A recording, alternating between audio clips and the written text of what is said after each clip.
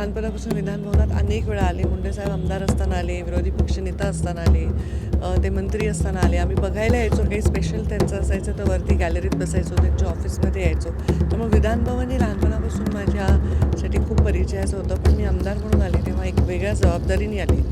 आल्हाददायक आहे, पण ही पुरेशी नाही. 50% महिला असल्या पाहिजे, कारण 50% महिलांचं मतदान आहे.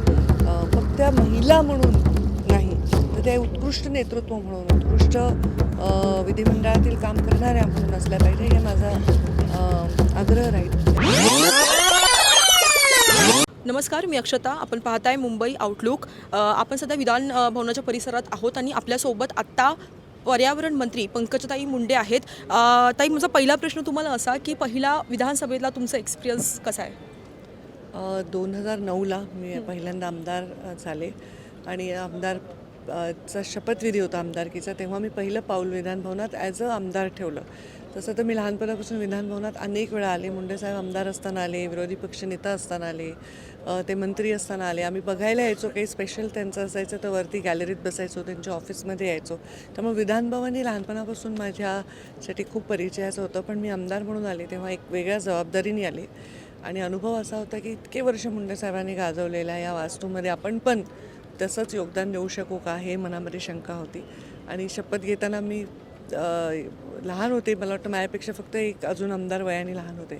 तर शपथ घेताना जेव्हा मी अशी नर्वस होते, शपथ घेऊन खाली आल्यावर मला सगळे म्हणे, अगदी तुमच्या आवाजात मुंडेसाहेबांची झलक आहे. म्हणजे एका मुलाच्या आवाजात वडिलांची झलक असणं वेगळं आहे, पण एका मुलीच्या आवाजात वडिलांची झलक हे मला खूप एम्पॉवरिंग वाटलं.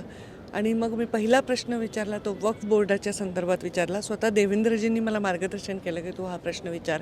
आणि तेव्हा अशोक चव्हाण CM होते आणि त्यांनी डेस्क वाजवला की पहिला उल्लेख मी केला, हे अजूनही मला आठवतं. ताई, खरं तर नव्या पदासोबत नवी जबाबदारी येत असते आपल्यावरती आणि एक महिला म्हणून तुम्ही ह्या जबाबदारीकडे कशा पाहता? आणि राज्यातल्या सध्या महिलांची परिस्थिती पाहिली तर गेला जो आकडा गृह खात्याने समोर आणलेला तो भयानक होता. कारण की महिला खूप बेपत्ता झाल्या. जवळपास 48,000 अल्पवयीन मुलींची संख्या आहे ज्या राज्यातून बेपत्ता झालेल्या आहेत. त्या प्रश्नाकडे तुम्ही कशा पद्धतीनं बघताय?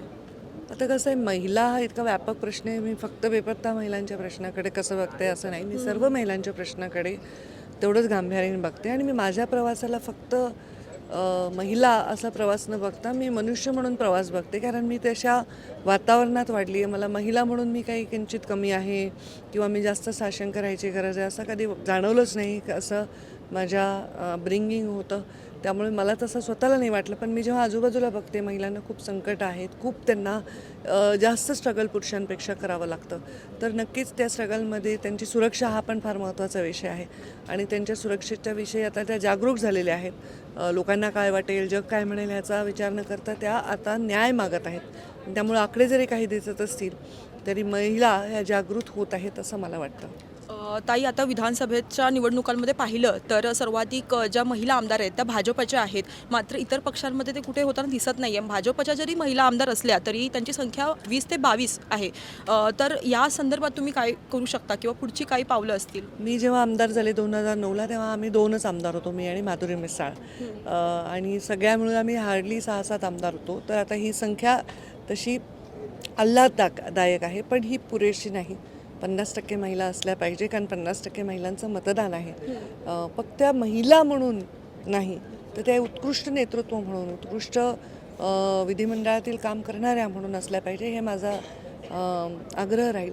आणि म्हणून मला वाटतं की आत्ता जे काही आपण बघतोय की आरक्षण म्हणा, महिलांना देणारे प्रतिनिधित्व म्हणा, भारतीय जनता पार्टीने महिलेला नेहमी सन्मान दिला आहे. सुषमा स्वराज, निर्मला सीतारामन, तेव्हा स्मृती इराणी, महिलांना भरपूर संधी त्यावेळी पण त्यांनी दिली. डिफेन्ससारखं, अर्थसारखं खातं, परराष्ट्र मंत्रालय महिलांकडे ठेवलं.